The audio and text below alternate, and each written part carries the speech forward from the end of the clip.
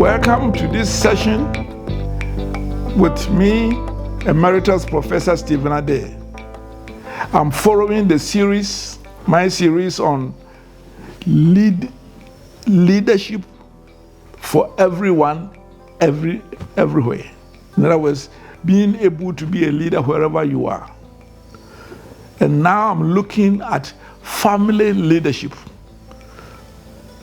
I've concluded the sessions on male or husband-father leadership. I have done the leading your wife, but I'm going to delay talking about leading your children because it is a joint responsibility of husband and wife. Today's topic is leading your husband. Leading your husband. This is something that you will not hear about ordinarily. Women leading their husband. And this is because of the poor and often overemphasized definition of leadership as a hierarchy, as position, as authority, rather than leadership as influence. And here I'm talking about a woman influencing her husband positively. And that is the leadership we are talking about. We had earlier talked about how to organize yourself so that you would, whoever you are, because of you are leading yourself and managing your life, others would like to follow you. This is very, very important. I believe that like the man, a woman, you are the wife of your husband. As he is, you are the opposite also. And therefore, it is important to conduct and manage yourself in such a way that your husband, almost at heart, if not verbally, says, "This is my wife." The way you conduct yourself in public, manage your personal, relational, and professional life, organize the home. If you're a professional, the way you carry yourself will be such that she's almost saying, "This is my woman." In fact, many women forget that as soon as they marry, knowing that, forgetting rather, that it is the way they conducted themselves that made them attractive in the first place to their spouse. Then once married, especially with children, then they can dress shabbily, especially the village ones. No, we are not talking about just a matter of adorning yourself, which Peter advises against, but the simplicity, the integrity, the way you dress. I love whom my wife always called your mother as soon as she saw her, Queen Elizabeth II. Always simple but elegantly dressed. And this is what conduct yourself in the way that your husband can say, "This is my husband, my wife." The second way in influencing your husband positively and being the leader whom he will look up to is that you must be trustworthy. Unfortunately, most cultures look down on women, especially African ones. Your husband must find you trustworthy, the first confidant. And it's so important because you seek his good, his welfare, and therefore he takes your advice seriously. I always tell people, I'm one who, apart from my being a professor of economics and leadership. I have a Bachelor of Divinity and Masters in Theology. And I could have been, at least not full-time, I could have been a part-time pastor. But my wife says, no, don't. He says, why, honey?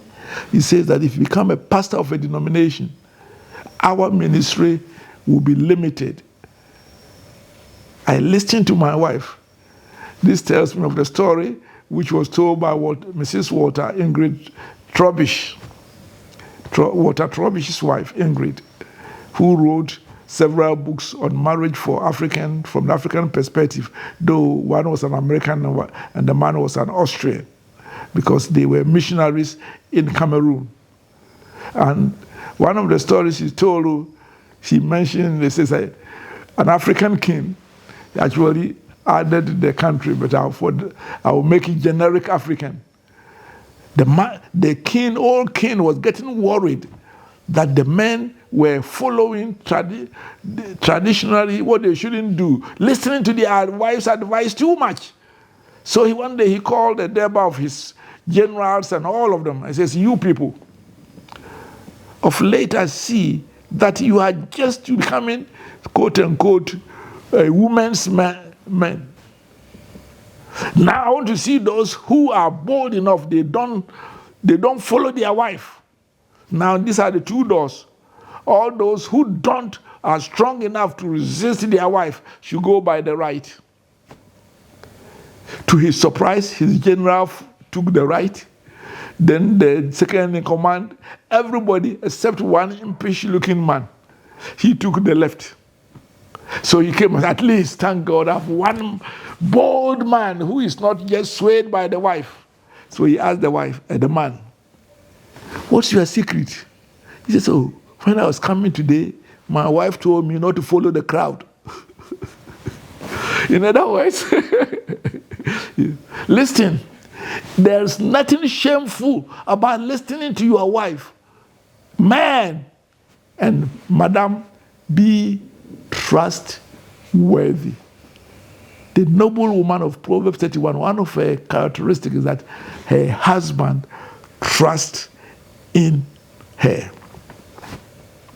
I mentioned also, when I was talking about the men, to know their wives. The third thing to be a super wife is to learn to understand and know your husband. Don't think that, oh, as for the man, they just want sex. As for the men, this is, if you give them the money, they will waste it and the rest. No. Try to understand your man. No, he's a man, not a woman. She was born according to Gray on Mars, and you were born on Venus. His worldview, his perspective, etc., initially are likely to be different from yours. He thinks differently, and in the areas of sexuality, he's likely to be different, because as my wife puts it, men are like electric cooker, and men are like gas cooker, and the women are like electric cookers when it comes to sexuality. But of course, you have to cook together. It's important for you to know, understand the generality of men and also your spouse in particular. In general level, Willard Jr. said in his book, His Needs and Her Needs, that most men require sexual fulfillment. For most women, sex is okay, but to men, it's quite important. Many of them like companionship, the support of their wives in accompanying them. Oh, don't say that, oh, I have to take care of the kids. Gather the kids along, especially if you are blessed to have a vehicle. Put them at the back. Don't worry about spending all your time with them. Most men are like physical attraction. Not gorgeous, try to be gorgeous and that. No, simplicity, but adorning yourself in a way that you are attractive to her. I don't believe that women are to be in the kitchen and the men sitting in the lounge reading the graphic or newspaper. However, most men are not the best in managing the home, and they look to their wives for domestic support. And Willard Jr. will add last that they live on the admiration and respect of their spouse, their wives. So please, not only does he have to meet your needs, he also has needs to be met. Women have rights, as my niece will say, but men also have rights. Most important, number 4, is watch his ego. Most men have very fragile egos, and they are easily bruised. They come out as macho, yeah. It's not true. It's like the school bully. And their egos are very fragile. He has been conditioned to behave like that, not to follow his wife, as the African king wanted to infuse into his generals. Never try to meet him headlong. Do you hear me? If you're a woman and you want to influence your husband, not that he says one, yes, this is my view, and that is no. That is what I believe is the meaning of the biblical submission. It isn't that the woman is to be a doormat for the man to run over. But a woman must learn how not to pitch herself against the man. Not because you are not intelligent, not because you are not strong, but because of the fragile ego of the man. You win by losing. Just trust and respect him. And later on, what you advise, and oftentimes initially he will not take it and be bruised by the consequences. Please never say, I told you so. Because he knows that you told him and he didn't follow, and the consequences are obvious. Remember, you are likely to have a higher level of intuition than him. And he arrives at the same conclusion through a different route. He will get there later through logical reasoning. But he's different. Number 5, manage the equality carefully. Don't try to insist on your equality. Be wise. Don't follow gender equality foolishness, which says that what a man can do, a woman can do twice or better. No. That is absolute nonsense. They approach things differently. There are things women do much, much better. There are things that men will do better.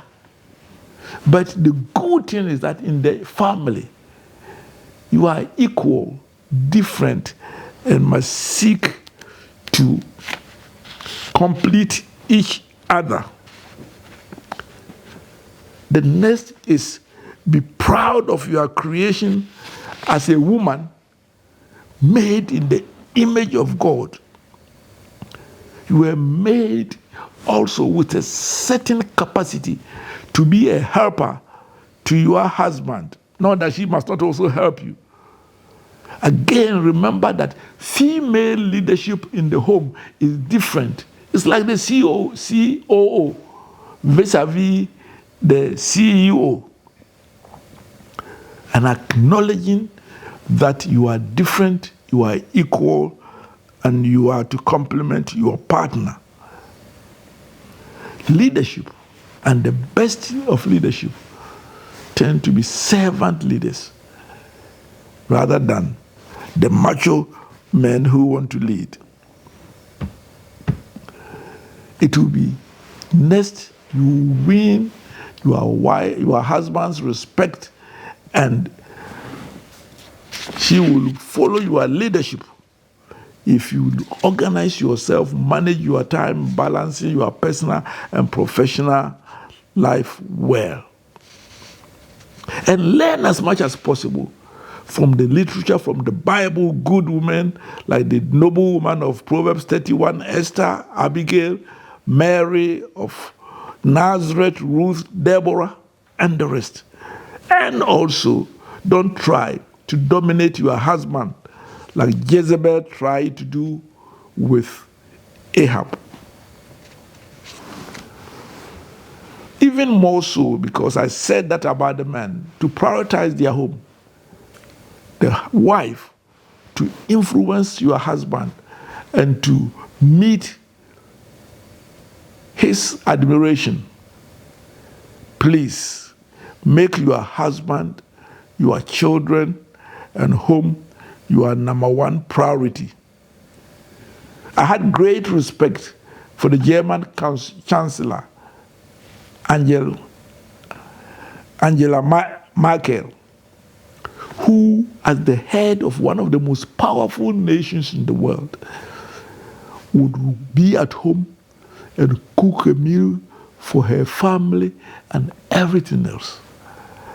Even though people thought that he could do better with her dressing.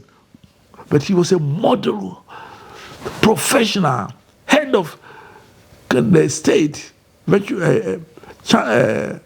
leading Germany, and still manage her home and prioritize her relationship with her husband. There's always room for servant leaders, and fortunately, women are better tuned to be servant leaders and powerful ones as such than men who have to learn to do so. Resist the temptation of the Joannes, because since I'm talking about women, I can't say the Joneses. Most of them are only displaying what we call, when we're in school, outside gentility and home cry. Oh, we are like the men. We are not going to sit now and make you cheat us. No. Learn to influence your husband by what Peter called gentle and quiet spirit. And have faith in God, that God who made you a woman did not make you other than being an influencer, and undertake your duties well. Learn to submit these duties. The Bible gives a few of them, which are, because of time, I'll run through and then take it up at our next session. To learn to submit to one another, your husband, out of reverence for Christ, to respect him, to try to meet his needs, be a helper, to be the lover that he always looks for, never nag him, be tender and caring, but not manipulative. Play the role of a CEO, manage resources well, and fill the gaps which often the men lack in prayer, ministry, looking after the children, and helping him to resolve challenges in the home, in fulfillment of your vows.